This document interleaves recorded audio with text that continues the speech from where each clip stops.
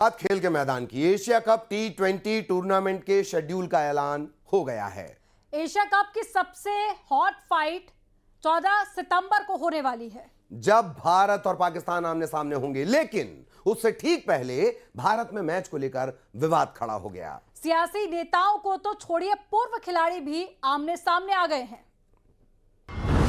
भारत पाकिस्तान के बीच महामुकाबले का ऐलान 14 सितंबर को यूएई में होगा घमासान। क्रिकेट के मुकाबले से पहले उठा सियासी तूफान। आईसीसी ने बेहद मंथन गहन चिंतन के बाद एशिया कप 2025 का शेड्यूल जारी किया। शेड्यूल में सबकी निगाहें एक बार फिर भारत पाकिस्तान के महामुकाबले पर टिक गई। भारत और पाकिस्तान को एक ही ग्रुप में रखा गया और 14 सितंबर को भारत पाकिस्तान के बीच मुकाबले का ऐलान कर दिया गया।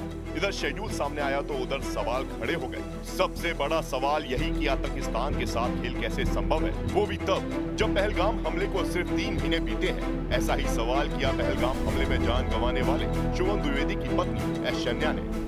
सवाल ऐसे कि सियासत से लेकर खिलाड़ी भी अलग अलग धड़ों में बढ़ते दिख रहे हैं। खेल खेलना चाहिए या नहीं, इसे लेकर भारतीय क्रिकेट के 2 दिग्गज कप्तान आमने सामने हैं। जहां सौरभ गांगुली खेल खेलने की वकालत कर रहे हैं, तो वहीं मोहम्मद अजहरुद्दीन पाकिस्तान से मैच नहीं खेलने के पक्ष में खड़े हैं। Sports is different. I'm happy that they are playing. It's an honest confession. Pahalgam should not happen. Death should not happen. But sports is sports. So, আমার মতে ঠিক আছে. Game should go on. अगर हो तो हर चीज़ होना चाहिए, या नहीं तो फिर ये नहीं होना चाहिए। मेरा पहले से ही स्टैंड रहा है कि अगर आप नहीं खेल रहे तो कोई भी बायलैटरल नहीं खेल रहे तो मेरे ख्याल में इंटरनेशनल इवेंट्स भी नहीं खेलना चाहिए। जहाँ तक ये मेरा मानना है, बट लेकिन गवर्नमेंट क्या डिसाइड करेगी, बोर्ड क्या डिसाइड करेगी, वही होगा। नहीं अलग नहीं, जैसा कि मैंने कहा कि ये तो देखिए, ये तो बोर्ड का मामला और गवर्नमेंट का मामला है इसमें, क्योंकि ये जो वेटरन का है वो ऑफिशियल नहीं है, वो आईसीसी का कोई नहीं है, ना किसी से नहीं, वो तो एक प्राइवेटली हो रहा है। तो बट लेकिन ये जो एआईसीसी का है, ये तो बोर्ड का है। पाकिस्तान के साथ क्रिकेट खेलने पर पूरा विपक्ष सरकार के खिलाफ हमलावर हो गया है।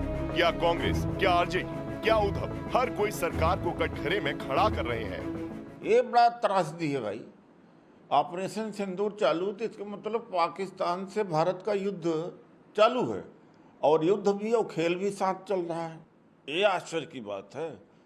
इंडिया और पाकिस्तान दुनिया के किसी भी कोने में खेलेगी क्रिकेट मैच, तो ये देश हित में नहीं, देश के खिलाफ काम होगा।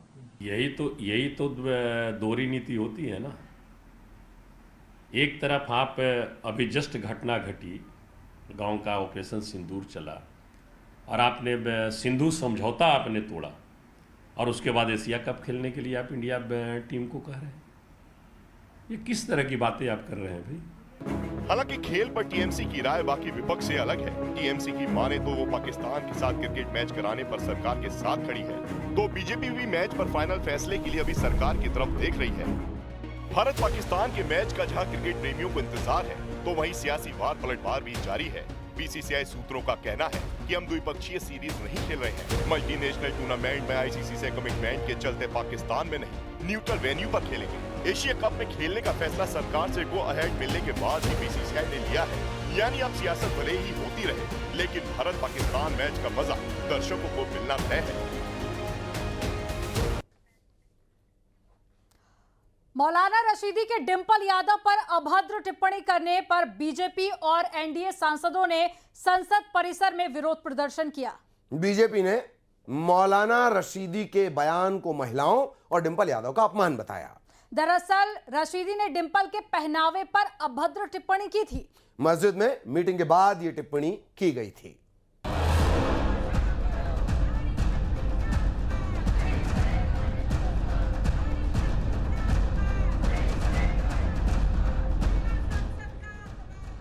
संसद में ऑपरेशन सिंदूर पर बहस से पहले बीजेपी सांसदों ने महिला सम्मान को लेकर विरोध प्रदर्शन किया।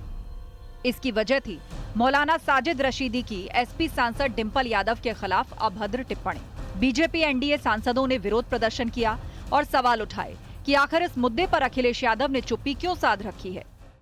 पार्टी अलग अलग हो सकती है, लेकिन वो पार्लियामेंट की हमारी एक सांसद है, देश की महिला है, और उन पे इस तरह की अपमानजनक टिप्पणी करने के बाद भी इतनी बड़ी तुष्टीकरण है कांग्रेस की, समाजवादी की, कि उसके खिलाफ एक शब्द नहीं कहा जा रहा है। हम उसके विरोध में प्रदर्शन कर रहे हैं। बीजेपी सांसद बांसुरी स्वराज ने पूछा कि क्या तुष्टीकरण की राजनीति एक महिला सांसद की गरिमा से ज्यादा अहम है।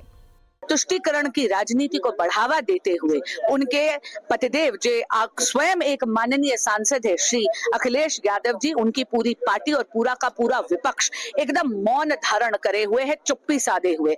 मैं जानना चाहती हूँ क्या तुष्टीकरण की राजनीति एक महिला के सम्मान से भी ऊपर उठ गई है? वहीं बीजेपी एनडीए सांसदों के प्रदर्शन पर डिंपल यादव का कहना है कि अच्छा होता मणिपुर के मुद्दे पर भी ऐसा ही प्रदर्शन करते। अगर अच्छा होता जब मणिपुर जैसी घटना हुई थी, जो सोशल मीडिया में जिस तरह के फुटेजेस आए थे, अगर इसी तरह वो प्रदर्शन करती मणिपुर घटना को लेके, महिलाओं के साथ खड़ी दिखाई देती, और जिस तरह हमारे भारत में जो अभी जो सिंदूर की जो ये पूरा जो ये लड़ाई छिड़ी, और जिस तरह से भारतीय जनता पार्टी के नेतागण, बड़े बड़े मंत्री मंचों से किस तरह की बयानबाजी करी हमारे फौज के अफसरों के लिए, अगर उनके साथ वो खड़ी दिखाई देती तो मैं समझती हूँ ज्यादा अच्छा होता। मौलाना साजिद रशीदी ने कहा कि उनकी बात का गलत मतलब निकाला गया। बराबर में बैठी हुई इकरा हसन जो एमपी भी हैं, उनको देखिए आप कैसे बैठी हुई हैं, क्योंकि हमारा समाज इस चीज को अलाउ नहीं करता, हमारा समाज नहीं मानता इस चीज को। वो कहते हैं कि नहीं ऐसा नहीं होना चाहिए। तो अगर मैंने ऐसी बात कही है तो मेरा मकसद ये तो था ही नहीं कि उन्होंने कपड़े ही नहीं पहने, मेरा मकसद तो ये था कि जो मर्यादा उन्होंने भंग की है मस्जिद। वहीं इकरा हसन का कहना है कि महिलाओं के खिलाफ ऐसी टिप्पणी करने वाले धर्म के ठेकेदार नहीं हो सकते। बहुत अभद्र टिप्पणी है, अफसोसजनक है, और ऐसे लोगों पे कड़ी से कड़ी कार्रवाई होनी चाहिए। इनको सामाजिक रूप से इनका बहिष्कार होना चाहिए। ये कोई धर्मगुरु नहीं है, किसी धर्म के ठेकेदार नहीं है, इनको कोई अधिकार नहीं है कि किसी भी महिला के बारे में इस तरह की टिप्पणी करें। बीजेपी के प्रदर्शन के बाद एसपी सांसद अवधेश प्रसाद ने भी मौलाना के बयान की निंदा की है। डिंपल जी देश की सभी महिलाओं के लिए एक आदर्श है, एक प्रेरणा का स्रोत है, और उनके बारे में इस तरह की किसी प्रकार की कोई टिप्पणी करता है तो निंदनीय है और एक घटिया बयान है। इस तरह के बयान कोई पागल कर सकता है। मौलाना साजिद रशीदी के बयान पर जहां अभी तक अखिलेश यादव ने बयान नहीं दिया है, वहीं बीजेपी इसे महिलाओं के मान सम्मान से जोड़कर समाजवादी पार्टी पर तुष्टीकरण की नीति अपनाने का आरोप लगा रही है। Bureau report, news 18, Uttar Pradesh, Uttarakhand.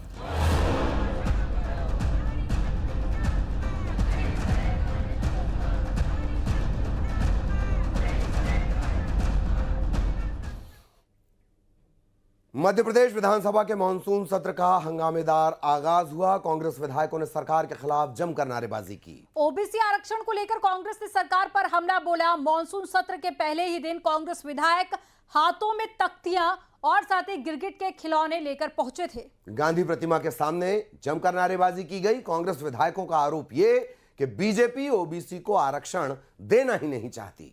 उधर बीजेपी ने पलटवार करते हुए कहा कि तथ्यों के साथ में कांग्रेस सदन के अंदर चर्चा करे। इस तरह नारेबाजी और प्रदर्शन करके सदन का समय बर्बाद न करे।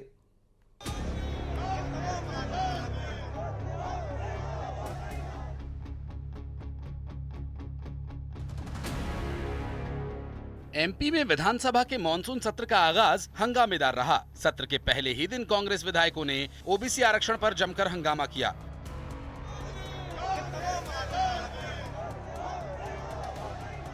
कांग्रेस विधायक हाथों में तख्तियां और गिरगिट के खिलौना लेकर पहुंचे। गांधी प्रतिमा के सामने कांग्रेस विधायकों ने नारेबाजी की। नीति में इस तरह की छोटी स्थिति में जाकर प्रदर्शन करने का कोई बहुत स्थान नहीं है। आप अपनी बात यदि तथ्य है तो दृढ़ता के साथ सदन में रखिए, पर क्योंकि मीडिया में सुर्खियों में बनना है और मीडिया में कल छप जाए, इसलिए इस तरह की नाटक नौटंकी। कांग्रेस विधायकों का कहना है कि सरकार ओबीसी को 27% आरक्षण नहीं देना चाहती। कांग्रेस के प्रदर्शन पर बीजेपी ने निशाना साधा।